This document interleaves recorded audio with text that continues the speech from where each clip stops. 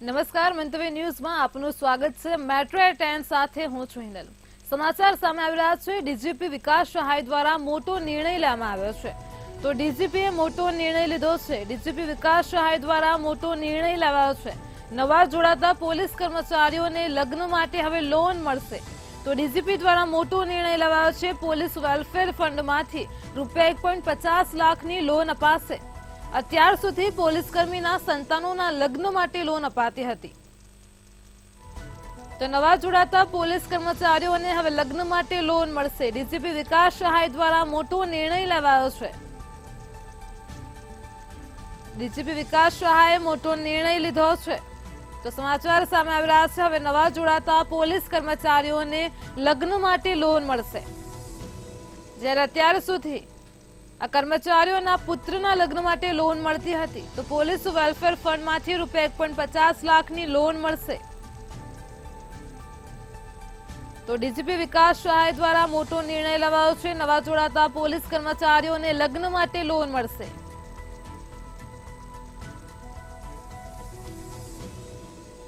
સમાચાર સામે આવી રહ્યા છે। નવા જોડાતા પોલીસ કર્મચારીઓને હવે લગ્ન માટે લોન મળશે। તો પોલીસ વેલફેર ફંડમાંથી રૂપિયા 1.50 લાખની લોન અપાશે। અત્યાર સુધી પોલીસ કર્મીના સંતાનોના લગ્ન માટે લોન અપાતી હતી।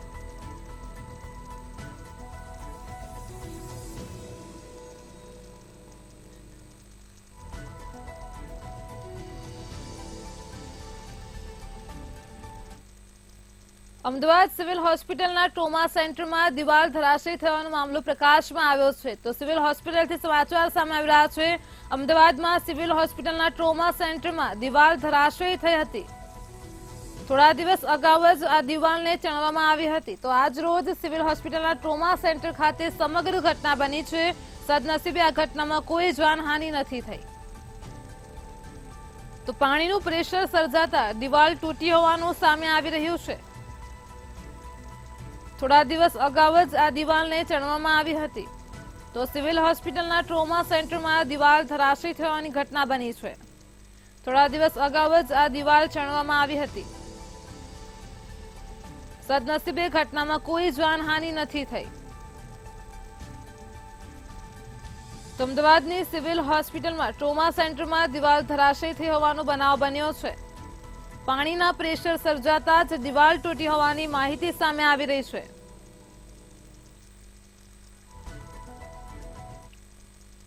પાવાગઢમાં મૂર્તિ ખંડિત થવાની ઘટના મામલે ગૃહ રાજ્યમંત્રી હર્ષ સંઘવીનું નિવેદન સામે આવ્યું છે। જેમાં હર્ષ સંઘવી દ્વારા ખંડિત મૂર્તિઓ સ્થાપિત કરવાની સૂચના આપવામાં આવી છે। જૈન સમાજની માંગને અને મંદિરોની સુરક્ષા બાબતે સરકારે હકારાત્મક સહયોગ આપ્યો છે। સાથે જ હર્ષ સંઘવીએ સ્કૂલ વાન મુદ્દે પણ નિવેદન આપ્યું છે।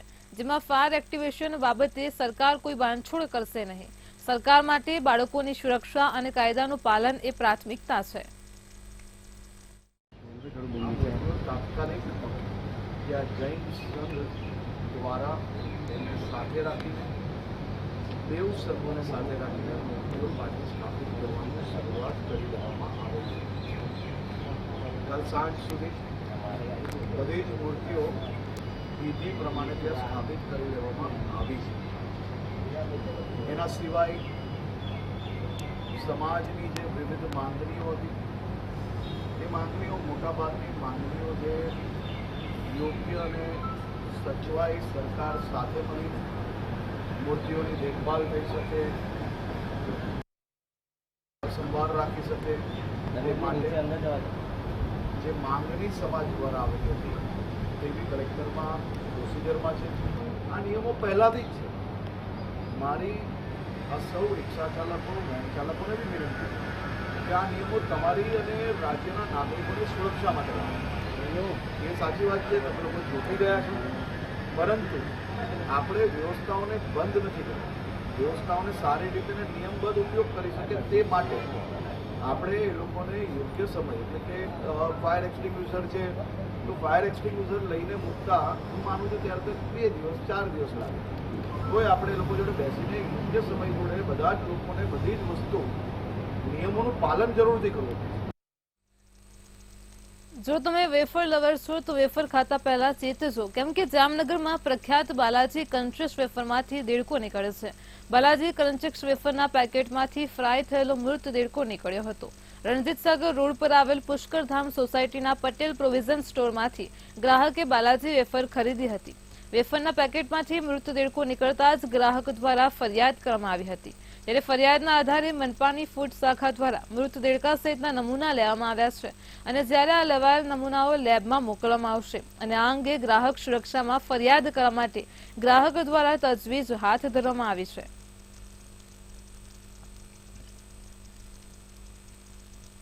અમને ટેલિફોનિક સૂચના મળતા રણજીત સાગર રોડ પર પુષ્કરધામ સોસાયટીમાં એક Chamunda provision Patel PAN and cold drinks નામની દુકાન અને પ્રોવિઝન સાથેની છે. ત્યાંથી એક કસ્ટમર જસ્મીન પટેલ દ્વારા બાલાજીની સિમ્પલ કંચી વેફર્સ સોલ્ટેડ ખરીદેલ હતી ગઈ રાત્રે, અને એમાં નાના બાળકોએ ખાતા એમાંથી દેડકો ચીપાઈ ગયેલો હોય એવું જોવા મળેલ હતું. અને કસ્ટમરનો ફોન આવતા અમે ફૂડની ટીમ અત્યારે અહીંયા દુકાન ઉપર આવેલ છે અને પેકેટ જોતા એ દેડકા જેવું જ લાગે છે અને આની કાર્યવાહી અમે એજન્સીમાંથી આ જ બેચ નંબરના હે ને આ વેફરના નમૂના લેવાની કાર્યવાહી હવેથી કરીશું. મારે ભાઈની છોકરી ભત્રીજી અહીંયા વેફર લેવા આવી હતી કંચેસ 10 વાળી. રાતે મારી છોકરીએ 9 મહિનાની છોકરી છે, એને અડધી વેફર ખાધી, પછી રાખી દીધી. પછી મારી મોટી છોકરી બીજી ખાધી ને રાતે નીકળી 10:30 થી 11 ની વચ્ચે. એટલે દેડકો નીકળ્યો જોયો, મારી ભત્રીજીએ ઘા કરીને નાખી દીધો. કાકા મને કે આમાં દેડકો છે, એટલે મેં કીધું ન હોય તો દેખાડ્યો. મેં જોયું હા વેફરમાં પાછો રાખીને મેં મૂકી દીધો. મૂકીને પાછી સવારે અહીંયા દુકાને પાછો આવ્યો અને ભાઈને દેખાડ્યું. ભાઈ કે કઈ વાંધો નહીં, તમે કઈ એજન્સીથી તમે માલ મંગાવો છો? કે PS2 માંથી. એવી એજન્સી વાળા ભાઈ આગળ ગયો. ભાઈ આગળ ગયો અને ભાઈ કે વાત કરી ભાઈએ કે કઈ વાંધો, અમે કસ્ટમર વાત કરી. કસ્ટમર 10-11 વાગ્યા લગીને ફોનમાં કઈ જવાબ ના આવ્યો, એટલે અમે ડાયરેક્ટ કસ્ટમરમાં ફોન કર્યો. એટલે મેડમે ફોન ઉપાડ્યો. મેડમે એવો જવાબ દીધો કે તમે તમારી રીતે મંડો જી કરવું હોય મંડો કરો, અમારા તો આવા કેસ આવ્યા જ રાખતા હોય. આટલા વર્ષ થયા, અમારે 20 વર્ષ થયા બિઝનેસ છે, પણ કોઈ દી આવું કેસ કે કઈ થયું નથી. ને અમને અહીંયા જાણ કરવા આવી કે અહીંયા આવી રીતે થયું છે. હવે પેકેટ એકદમ ખુલેલો છે કે વસ્તુ બનવાકારક નથી. હવે તોય ફરિયાદી ઈ કહે છે કે અંદર છે કઈક ટૂંકમાં જીવ જંતુ એવી રીતે છે. હવે કોઈ દી બનતું નથી ને આ ખુલેલો પેકેટ છે ને અમને જાણ કરવા આવી કે તમે આવીને અહીંયા જોઈ જાઓ. જીવ જંતુમાં શું નીકળ્યું? દેડકા જેવું લાગે છે કઈક પોઝિશન. અમારો જે રીતનો પ્લાન્ટ છે અને જે રીતના અમે પ્રિકોશન લઈએ છીએ એ રીતે અમે આપને પણ આ પ્લાન્ટ બતાવ્યો, આપે પણ જોયો. તો અમે એટલું હાઇજેનિક રીતે પ્રોડક્શન કરીએ છીએ જેમાં આ પ્રકારની ગુંજાઈશનો મને કોઈ શંકા લાગતી નથી કે આવું કંઈ બની શકે. છતાં પણ કમ્પ્લેન આવી છે તો અમે વધુ હજી આમાં તપાસ કરીશું. અમદાવાદ એરપોર્ટ પર મોકડ્રીલ યોજવામાં આવી હતી. અમદાવાદ ફાયર પોલીસ અને એરપોર્ટ સ્ટાફ દ્વારા આ મોકડ્રીલનું આયોજન કરવામાં આવ્યું હતું. વિમાનમાં આગ લાગે તો મુસાફરોને કેવી રીતે રેસ્ક્યુ કરવા અને આગ ઉપર કેવી રીતે કાબુ મેળવવો તેના માટે મોકડ્રીલ યોજાઈ હતી. ફાયર વિભાગ દ્વારા વિવિધ ઉપકરણો તેમજ સાધનો દ્વારા પાણીનો મારો ચલાવવામાં આવ્યો હતો અને રેસ્ક્યુ કરવા માટેની એક્સેલેટર પણ લગાવવામાં આવી હતી. તો એરપોર્ટ પર આગ લાગે કે વરસાદી વાતાવરણમાં ફ્લાઇટ સ્લીપ થાય તો કેવી રીતે રેસ્ક્યુ કરવું તેને લઈને ટ્રેનિંગ આપવામાં આવી હતી.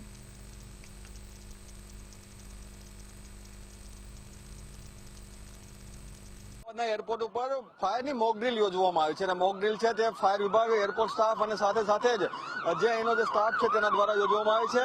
જે પ્રમાણે ઇમરજન્સી જયારે થાય છે એરપોર્ટ ઉપર, એટલે કે ફ્લાઇટની સાથે કોઈ ઇમરજન્સી થાય તો ફાયરની અંદર જે આગ લાગે ત્યારે આ જે આગ જે છે તેને કેવી રીતે બુઝાવી તેની કામગીરી છે તેનું જે લાઈવ ડેમોન્સ્ટ્રેશન છે.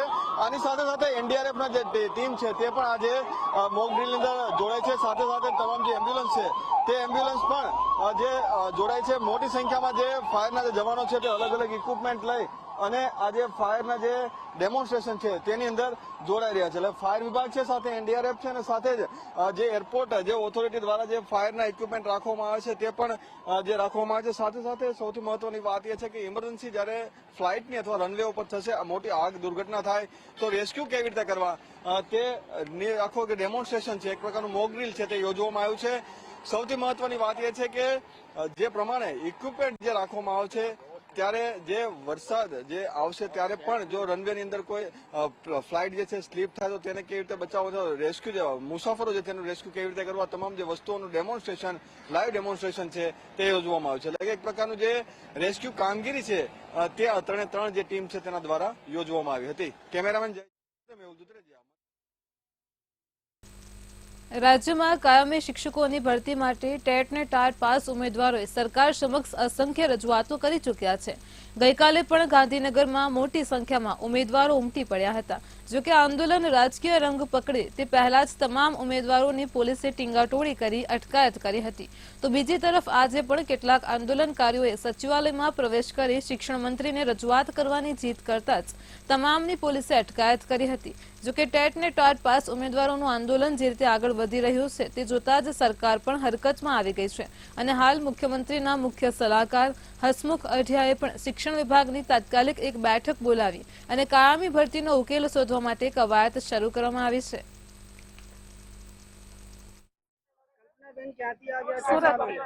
સુરત થી આવ્યા છે અને ટાટ શિક્ષકોની કાયમી ભરતીની માંગ કરવા માટે આવ્યા છે. રોકવામાં નથી આવતા ભાઈ, અમને એવું લાગે છે કે અમે આતંકવાદી છીએ. અમે વી આર નોટ ટીચર્સ. અમને એવું લાગતું જ નથી અમે ટીચર્સ છીએ. અમને એવું લાગે છે કે આતંકવાદી છે. આતંકવાદી એટેક કરીને જતા રહે છે, કોઈ કશું કરી નથી શકતી. બરાબર છે. અમે તો ટીચર્સે રજૂઆત કરવા આવ્યા છે તો અમને રજૂઆત નથી કરી. 8 વાગ્યાથી ડિટેન કરે છે. જે 2 દેખાય 3 દેખાય ડિટેન કરીને ફોન સ્વિચ ઓફ કરાવી દીધા. ક્યાં છે માણસો, શું છે કઈ ખબર નથી. કાલે રાત્રે 5 વાગ્યા સુધી અમને ત્યાં એસઆરપી કેમ્પ 12 માં બેસાડી રાખ્યા મગોડી. 6 વાગે અમને છોડ્યા છે અને 8 વાગ્યા સુધી અમને રખડાવ્યા છે ગાંધીનગરમાં. 8 વાગ્યે અમને ઉતાર્યા છે. તે પણ એમ કે અમે કહીશું ત્યાં તમારે ઉતરવાનું છે, તમે કહો ત્યાં અમે નહીં ઉતારીએ. આ શું છે? ઘણા સમયથી આપનું આંદોલન છે, સરકાર સાંભળતી નથી. સરકાર બેરી છે, સંવેદનશીલ સરકાર નથી. સંવેદનશીલ સરકાર એ લોકોનો ફક્ત એક લોગો છે. સંવેદનશીલતા એમનામાં મરી ગઈ છે. બરાબર છે. તાનાશાહી છે, લિટરલી તાનાશાહી છે એ લોકોની. અમે રજૂઆત કરવા આવ્યા છે, તમે મળી લો, રજૂઆત અમારી સાંભળી લો અને અમને જવાબ આપી દો. That's it, enough. બીજું અમારે કશું નથી જોઈતું. રોજ બધું કામ મૂકીને થોડા અહીંયા આવા બેઠા છે. ઘણા માણસો અમારા આજે ડિટેન થઈ ગયા છે, અમને નથી ખબર. બસ જે હતા થોડા ઘણા અમે અહીંયા ભેગા થયા છે. સુરતથી. આરટીઓ સાથે બેઠક બાદ સ્કૂલ વર્ધી એસોસિએશન પ્રમુખ ધર્મેન્દ્ર બ્રહ્મભટ્ટનું નિવેદન સામે આવ્યું છે. ત્યારે બેઠક બાદ હડતાળ સમેટવાનો નિર્ણય લેવામાં આવ્યો છે. નિવેદન આપતા તેમણે જણાવ્યું હતું કે આવતીકાલથી અમે બાળકોને લેવા જવાનું શરૂ કરીશું. તેમજ વાહનોને કાયદેસર કરવાની કામગીરી 2 મહિનામાં પૂર્ણ કરીશું. રોજની 200 ગાડીઓનું પાર્સિંગ કરી આપવામાં આવશે. ત્યારે હાલ 1.5 મહિનાનો સમય આપવામાં આવ્યો છે.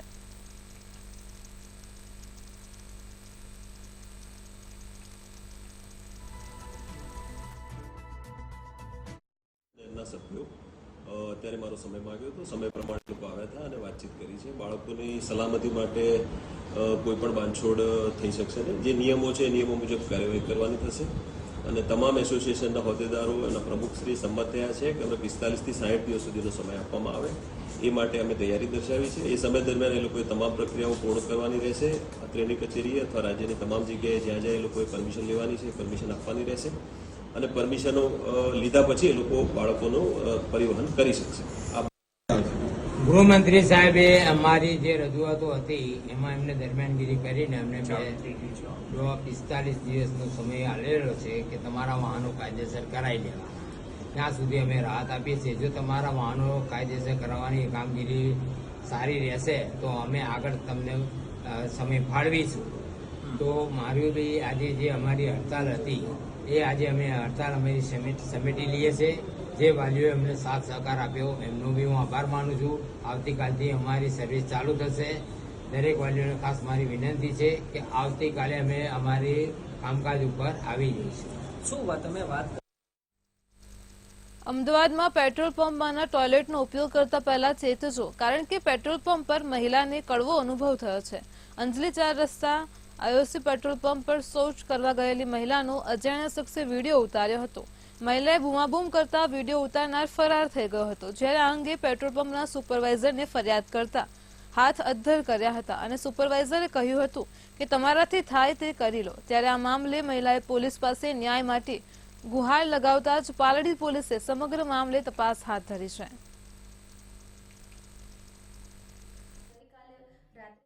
એક બનાવ બન્યો છે જે અંજલી 4 રસ્તા પર આવેલા ઇન્ડિયન ઓઇલના પેટ્રોલ પંપ પર હું વોશરૂમ યુઝ કરવા ગઈ હતી ત્યારે તેની બારી વડે કોઈએ મારો વિડીયો બનાવેલો છે અને એ બાબતે ઓફિસમાં જાણ કરવા તેમને મને એવું કહ્યું કે અમારા વિડીયો તો છેલ્લા 2 દિવસથી બંધ છે, તો અમને ખબર નહીં પડી શકે કે તમારો વિડીયો કોને બનાવ્યો હશે. તો મેં આ બાબતે નજીકના પોલીસ સ્ટેશનમાં FIR નોંધાવી છે અને આ વિડીયો સોશિયલ મીડિયા દ્વારા હું દરેક બેન દીકરીઓને જાગૃત કરવા માંગુ છું કે તમે કોઈ પણ અન્ય જગ્યાએ જ્યારે વોશરૂમ યુઝ કરવા જાઓ ત્યારે ખાસ ધ્યાન રાખજો અને આ બાબતે પોલીસ અધિકારી દ્વારા સખ્ત પગલાં. અમદાવાદમાં 147મી રથયાત્રાને લઈને તડામાર તૈયારીઓ કરવામાં આવી રહી છે. ભગવાન જગન્નાથની યાત્રા શાંતિપૂર્ણ માહોલમાં યોજાય તેને લઈને રેડક્રોસ સોસાયટી અને પોલીસ દ્વારા બ્લડ ડોનેશનનું આયોજન કરવામાં આવ્યું હતું, જેમાં મોટી સંખ્યામાં હિન્દુ મુસ્લિમ સમુદાયના લોકોએ સાથે મળીને બ્લડ ડોનેટ કર્યું હતું.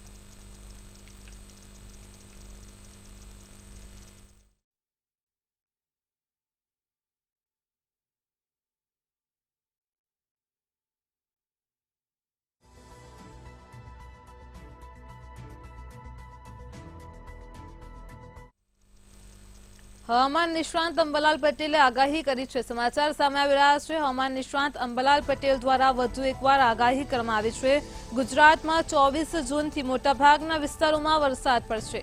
તો આગામી 24 થી 26 જૂનમાં વરસાદ પડશે. સૌરાષ્ટ્ર સહિત ઉત્તર ગુજરાત, દક્ષિણ ગુજરાતમાં પણ વરસાદ પડશે. તો સૌરાષ્ટ્રમાં ભારેથી અતિભારે વરસાદની હવામાન નિષ્ણાંતે આગાહી કરી છે. તો મધ્ય ગુજરાતમાં પણ ભારે વરસાદ પડશે. 30 જૂન સુધી સમગ્ર ગુજરાતમાં વરસાદ પડશે. આગામી 24 થી 26 જૂનમાં ગુજરાતમાં વરસાદ પડશે. તો સૌરાષ્ટ્ર સહિતના ઉત્તર ગુજરાત અને દક્ષિણ ગુજરાતમાં વરસાદ પડશે. તો સૌરાષ્ટ્રમાં ભારેથી અતિભારે વરસાદની હવામાન નિષ્ણાંતે આગાહી કરી છે. હવામાન નિષ્ણાંત અંબાલાલ પટેલે આગાહી કરતા જણાવ્યું છે કે આગામી સમયમાં 24 જૂનથી મોટાભાગના વિસ્તારમાં વરસાદ પડશે. હમણાં વરસાદ નથી ત્યારે ખેડૂત ભાઈઓ ચિંતામાં છે, પરંતુ તારીખ 23થી દક્ષિણ ભારતમાં ભારે વરસાદ થવાની શક્યતા રહે છે. કેરળના કાંઠેથી કર્ણાટક સુધી ભારેથી અતિભારે વરસાદ થવાની શક્યતા રહે છે. પશ્ચિમ કાંઠે લગભગ વરસાદ ધમણતો મુંબઈ મહારાષ્ટ્રમાં ભારે વરસાદ કરતો તારીખ 24 થી 26માં ગુજરાતમાં વરસાદ થવાની શક્યતા રહે છે અને દક્ષિણ ગુજરાતના ભાગોમાં, સુરત વગેરે ભાગોમાં તો આજથી જ વરસાદ થવાની શક્યતા રહે છે.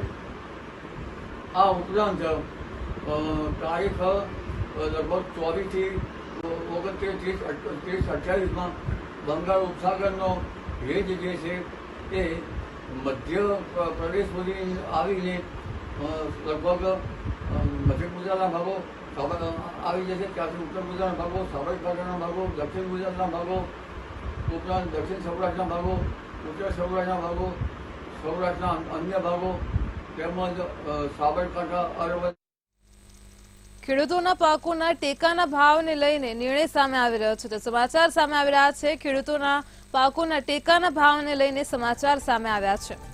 તો ખેડૂતોના પાકોના ટેકાના ભાવને લઈને મહત્વનો નિર્ણય લેવામાં આવ્યો છે. વર્ષ 2024-25 માટે ભાવ સરકારે જાહેર કર્યો છે. તો ખેડૂતોને પોષણક્ષમ ભાવ મળે તે માટે સરકાર દ્વારા નિર્ણય લેવામાં આવ્યો છે. ભારત સરકારે ટેકાના ભાવમાં આ વખતે વધારો કર્યો છે. તો ખેડૂતોના પાકોના ટેકાના ભાવને લઈને સમાચાર છે. કપાસ માટે ₹7,121 પ્રતિ કિલો ક્વિન્ટલનો ભાવ જાહેર કર્યો છે. તો સાથે જ ડાંગર માટે ₹2,300 પ્રતિ ક્વિન્ટલનો ભાવ સરકારે જાહેર કર્યો છે. ટેકાના ભાવમાં આ વખતે સરકારે વધારો કર્યો છે. તો જુવાર માટે ₹3,371 પ્રતિ ક્વિન્ટલનો ભાવ જાહેર થયો છે. બાજરી માટે ₹2,625 પ્રતિ ક્વિન્ટલનો ભાવ જાહેર થયો છે. તો રાગી માટે ₹4,290 પ્રતિ ક્વિન્ટલનો ભાવ જાહેર કરવામાં આવ્યો છે. ભારત સરકારે ટેકાના ભાવમાં આ વખતે વધારો કર્યો છે. તો ખેડૂતોના પાકોના ટેકાના ભાવને લઈને મહત્વનો નિર્ણય લેવાયો છે. સમાચાર સામે આવી રહ્યા છે. આ વખતે સરકારે ટેકાના ભાવમાં વધારો કર્યો છે. વર્ષ 2024-25 માટે સરકારે ભાવની જાહેરાત કરી છે. ખેડૂતોને પોષણક્ષમ ભાવ મળી રહે તે માટે સરકારે મહત્વનો નિર્ણય લીધો છે.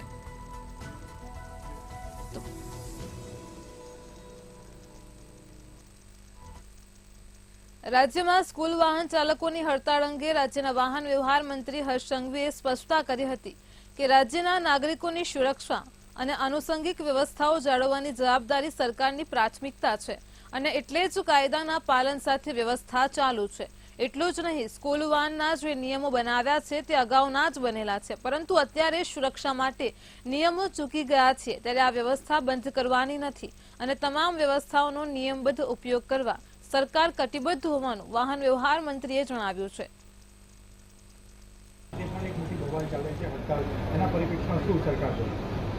રાજ્ય સરકારે હંમેશા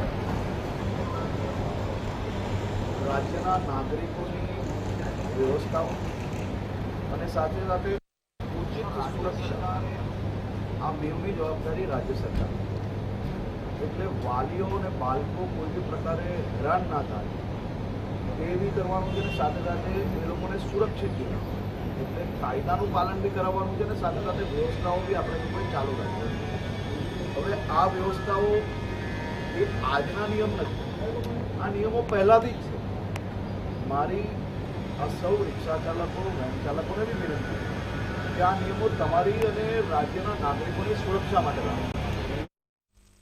ગુજરાતભરમાં હાલ લંપટ સ્વામીઓનો વિરોધ થઈ રહ્યો છે તો વડોદરામાં સ્વામિનારાયણ હિતરક્ષક સમિતિ લંપટ સ્વામીના વિરોધમાં ઉતરી છે। જિલ્લા કલેક્ટર કચેરીએ મોટી સંખ્યામાં સ્વામિનારાયણ ભગવાનના અનુયાયીઓ પહોંચ્યા હતા। લંપટ સ્વામીઓ સામે યોગ્ય કાયદેસરની કાર્યવાહી કરવાની માંગ સાથે જ કલેક્ટર કચેરી પહોંચ્યા હતા।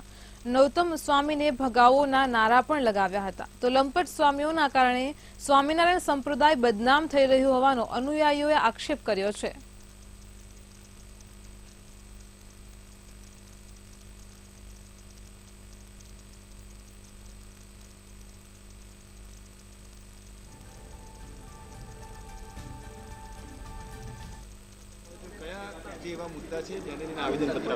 અમે એટલા માટે આવેદન પત્ર આપ્યા છે કે વડતાલના સંતો કે બધી સંસ્થાઓમાં જુદા જુદા છે કે વડોદરા છે, માણાવદર છે, રાજકોટ છે, બધે જવા બનાવ બન્યા છે એટલે આ સંતોને અમારે કાઢવાના છે બહાર। અને અત્યારે કોઈ બીજા કોઈ માણસે કર્યો સંતો સિવાય તો એને તરત જ તાત્કાલિક કાયદેસર પગલાં લેવા અને 5, 10, 15 વર્ષથી સજા કરે। તો સંતોએ આટલા દિવસથી આટલું કારણ કર્યું છે તે એમને કેમ પણ ધરપકડ નથી થતી એમની પહેલી ધરપકડ કરો ને એને સંપ્રદાયમાંથી કાઢો। બીજા કોઈ કર્યું તો તરત પગલાં લેવાના, એમને કર્યું તો નહીં લેવાના। એટલે આની ઉપરથી સાબિત થઈ ગઈ સરકાર એમની જોડે છે અને એ લોકો જાતે જાહેર સભામાં બોલે છે અમિત શાહ અમારા છે ને અમિત શાહના લીધે જ અમે છે। સરકાર અમારી છે। હે તમારી શું માંગ છે? અમારે તેવું છે કે જેટલા બધા લંપટો છે બધાને જ કચરો બહાર કાઢો, સંપ્રદાય સનાતન ધર્મ જ સાચું બહાર કાઢો।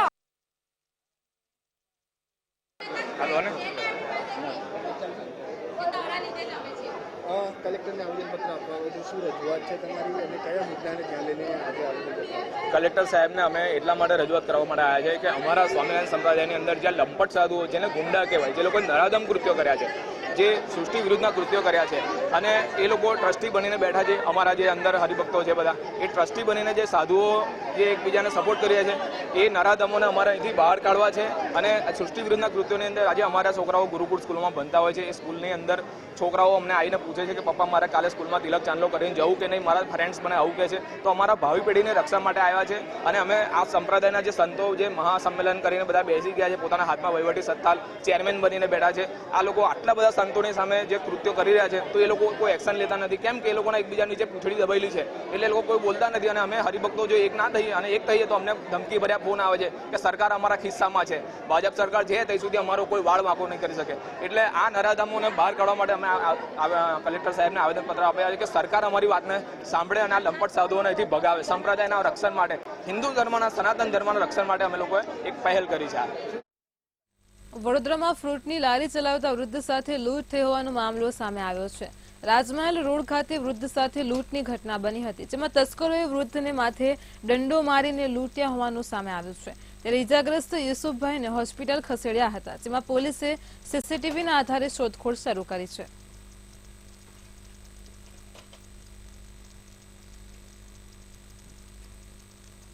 एक बाइक वाला आया, 3 जन बैठे हुए थे और उन्होंने आते कर मेरे से बोला कि तुम्हारे पास पैसे और मोबाइल है। मैंने ना बोला, जैसे ही तो एक ने शीशे में हाथ डाल दिया, 5,500 रुपये निकालिए और दूसरे ने मोबाइल निकालने की कोशिश की ना, तो वो मेरा डंडा और वो उनके हाथ में एक बात था, उन्होंने फटाफट मारना चालू कर दिया। ये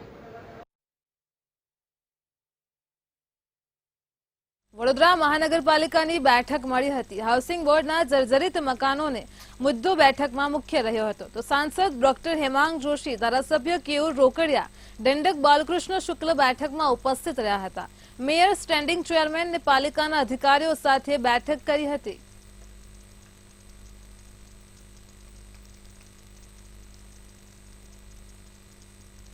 રાજકોટમાં બનેલ અગ્નિકાંડ બાદ નકલી મિનિટસ બુકના કેસમાં ટીપી શાખાના 21 કર્મચારીઓની પૂછપરછ કરવામાં આવશે। આ તમામ લોકોએ નકલી મિનિટસ બુકમાં સહી કરી હતી અને આ નકલી મિનિટસ બુક સાગઠિયા અને ટીપી શાખા દ્વારા બનાવી હતી। ત્યારે હવે આ મિનિટસ બુક કોણે બનાવવા કહ્યું તેની તપાસ ચાલી રહી છે।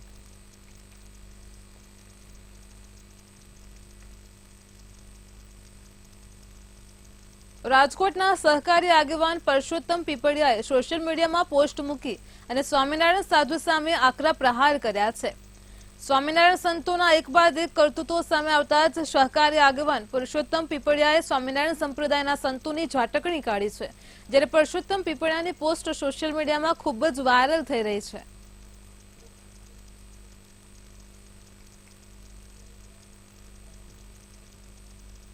ગુરુકુળનો આ પ્રથમ કિસ્સો નથી।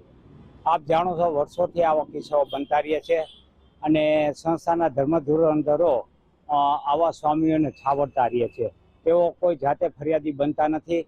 ફરિયાદી જે બને છે એમને પણ પૂરતો ન્યાય મળતો નથી।